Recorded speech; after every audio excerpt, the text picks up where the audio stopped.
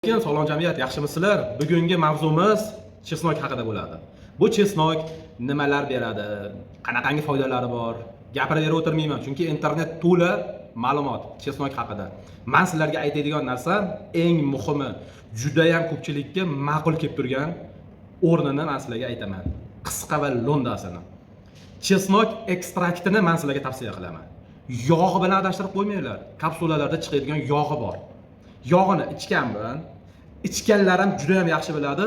15 kundan keyin u ne tolka og'izdan, butun tanadan hidi kelib ketadi chesnokda. Oddiy chesnokni yesangiz ham unaqangi hid kelmaydi odamdan. U yog'i shunaqangi narsa ekanda, imunda menda shunaqangi kuzatilgan.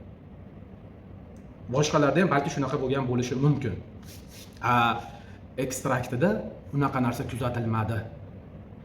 Mana o'zim ichib yuribman, ertalab, kechqurun ichaman. Hozir ko'rsataman sizlarga ekstrakt qanaqa bo'lishligini ham.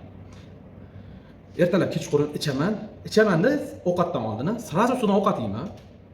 Chiqqanimdan keyin, aradan yarim soat, 1 soat o'tgandan keyin, yaqin odam oldiga kelamanda, deyman.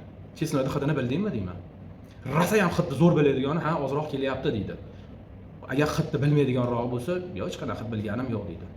Yaqindan, uzoqdan umuman namozlarda behijolat. Hid bo'lmaydi. Mana shu narsa mana chesnok ekstrakti deyiladi. Bitta mana shu galovka chesnokni mana shuni ichiga joylagan. Ya'ni nano texnologiyasi asosida bizga kerakli bo'lgan elementlarini olib, zichlashtirib, kapsula holatiga keltirishgan. O'shaning uchun ham buni ichganlar natijani zo'r bilyapti.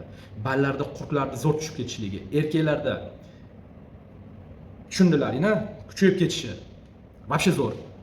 Agar kimga kerak bo'lsa, butun dunyo bo'ylab qayerda bo'lishingizdan qat'iy nazar, yagona narxda, o'zgarmagan sifatda men sizlarga tavsiya beraman. Aloqaga chiqinglar, sog' bo'linglar, salomat bo'linglar, o'zlaringizni ehtiyot qilinglar, sog'lom jamiyat.